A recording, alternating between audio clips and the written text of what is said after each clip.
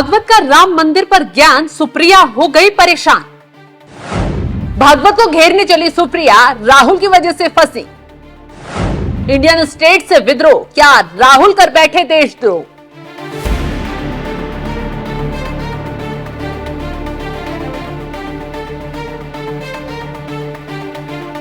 नमस्कार, आप देख रहे हैं एनएमएफ न्यूज में आपके साथ शबनम। मोहन भागवत ने आस्था से जोड़कर राम मंदिर की प्राण प्रतिष्ठा की तारीख को आजादी की तारीख क्या बताया। कांग्रेस ने जमकर हल्ला मचाया। देश की जनता को भागवत के बयान से तकलीफ नहीं हुई क्योंकि हिंदुओं की आस्था से जुड़ी हुई ये बात हो गई, लेकिन तकलीफ किसको हुई? कांग्रेस को, राहुल गांधी को और कांग्रेस की बड़बोली नेता सुप्रिया श्रीनेत को, जो तुरंत मोहन भागवत के बयान पर हल्ला काटने बैठे।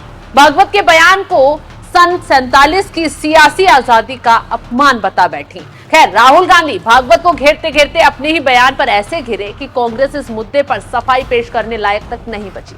अब राहुल तो राहुल, कांग्रेस की बड़बोली नेता सुप्रिया श्रीनेत भी इस मुद्दे पर कैसे चुप बैठ सकती हैं? मैडम साहिबा तुरंत मैदान में आई और मोहन भागवत पर निशाना साधते साधते आरएसएस के खिलाफ जहर उगलने बैठे। फिर क्या था? राहुल गांधी की एक गलती ने सुप्रिया श्रीनेत की बोलती बंद करवा दी। तो आगे कुछ बताएं या फिर इतिहास के पन्ने पढ़वाएं? सुप्रिया श्रीनेत का बयान सुनवाते हैं।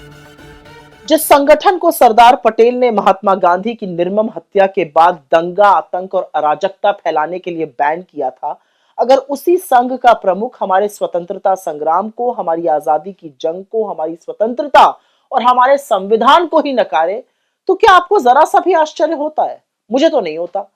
मुझे दुख जरूर होता है और इस बात का दुख होता है कि इस देश में इस कदर नफरत फैला दी गई है, ऐसा माहौल बना दिया गया है कि आज मोहन भागवत जैसे आदमी की हिम्मत है कि वो इस देश की आजादी पर सवाल उठाकर ये कह सक रहे हैं कि हम 1947 में आजाद ही नहीं हुए थे। अच्छा, अगर आजादी नहीं मिली तो स्वतंत्रता की लड़ाई किससे लड़ी गई, क्यों लड़ी गई? रानी झांसी से लेकर भगत सिंह, राजगुरु, सुखदेव, अशफाकुल्ला खान जैसे लोगों ने अपने प्राणों की आहुति किसकी आजादी के लिए दी?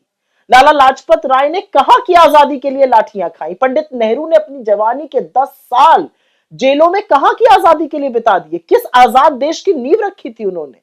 सरदार पटेल देश में आए वापस वकालत छोड़कर किसके स्वतंत्रता संग्राम में शामिल होने और किस आजाद देश में तमाम रियासतों और रजवाड़ों को उन्होंने जोड़ डाला था? बाबा साहब ने किस आजाद देश के लिए संविधान बनाकर सबको बराबरी का दर्जा दिया? और तो और महात्मा गांधी ने सत्य और अहिंसा के बल पर किसको उखाड़ फेंका था, किसको आजादी दिलाई थी? लाखों करोड़ों भारतीयों ने ब्रिटिश हुकूमत को किस देश से खदेड़ दिया था? हमारी आजादी, आजादी का आंदोलन, संविधान के ऊपर जो सवाल उठाए हैं मोहन भागवत ने, वो वस्तुतः देशद्रोह है।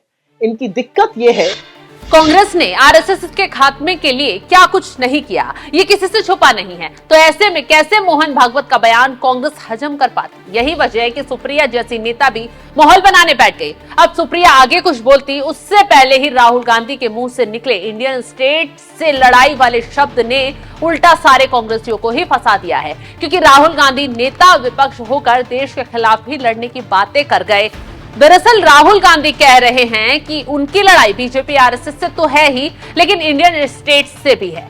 यानी मोदी विरोध में राहुल गांधी इंडियन स्टेट से भी लड़ने की बात कर रहे हैं। इंडियन स्टेट से मतलब है कि भारत से लड़ाई। राहुल गांधी ने क्या कुछ कहा था, तो ये पूरा विस्तार से बताते हैं। राहुल गांधी ने कहा था, ये मत सोचिए कि हम निष्पक्ष लड़ाई लड़ रहे हैं, इसमें कोई निष्पक्षता नहीं है। अगर आपको लगता है कि हम बीजेपी आरएसएस नामक राजनीतिक संगठन से लड़ रहे हैं तो आप समझ नहीं पाए हैं कि क्या चल रहा है। बीजेपी और आरएसएस ने देश के हर संस्थान पर कब्जा कर लिया है।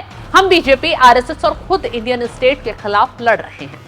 अब जिस आजादी की बात भागवत कर रहे हैं, कांग्रेस ने उसका संदर्भ नहीं देखा, बस माहौल बनाना शुरू कर दिया। जबकि भागवत कह रहे हैं कि सिर्फ राजनीतिक स्वतंत्रता तो मिली, लेकिन गुलामी वाली मानसिकता से आजादी नहीं मिल पाई, धार्मिक स्थानों को लेकर आजादी नहीं मिली।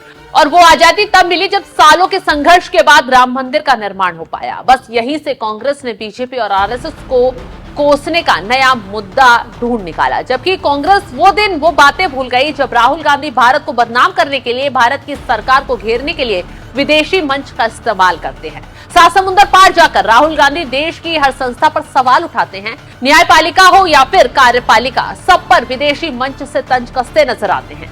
देश विरोधी ताकतों को मजबूत करते हुए सोरोस जैसे लोगों को पावरफुल बनाने के लिए उनके लोगों से मुलाकात भी करते हैं, ऐसे आरोप खुलकर बीजेपी राहुल गांधी पर लगाती रही है।